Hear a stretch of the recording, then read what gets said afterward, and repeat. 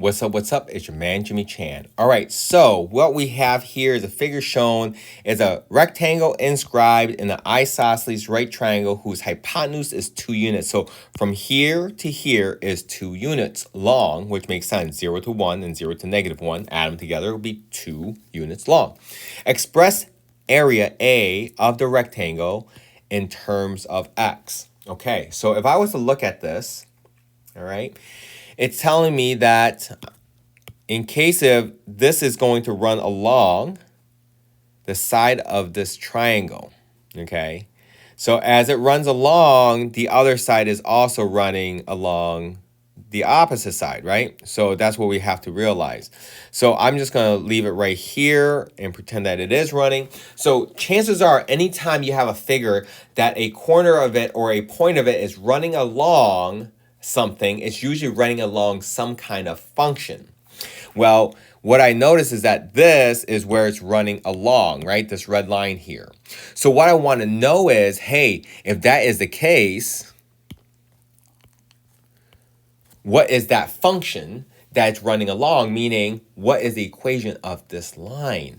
So I know y is equal to mx plus b. And the only reason why I'm saying this is because I notice that this is a diagonal line, right? So I have a y-intercept here, and I also have a slope, right? And going from left to right, it's going to be a negative slope. And one of the things that you guys can tell is that, and you guys can do the math on this, is that if this is 1 and this is 1, or better yet, if this is 1 and this is 1,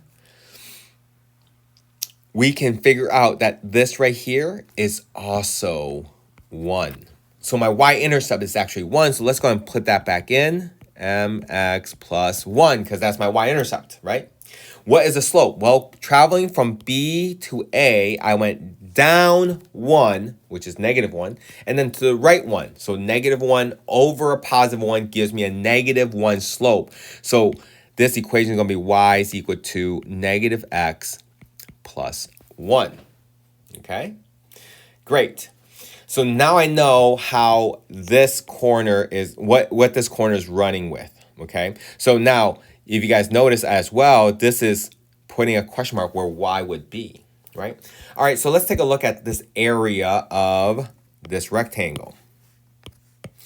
So the area of this rectangle is going to equal to some kind of length times some kind of width, okay? So the length, isn't the length right here? From here to here.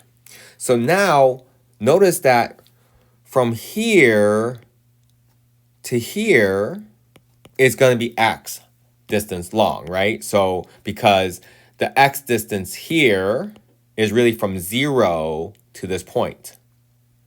So the whole thing is going to be actually 2x length. So now the area is equal to that 2x as my length times my width. And my width here is going to be whatever this height is. And notice that this would be my y value. My y value. My y value. So meaning this is going to be my width, which is -x plus 1. So my area is actually equal to 2x times 1 minus x, which that is going to be choice B. And there we go. Well, I hope that helps. Any questions? Let me know.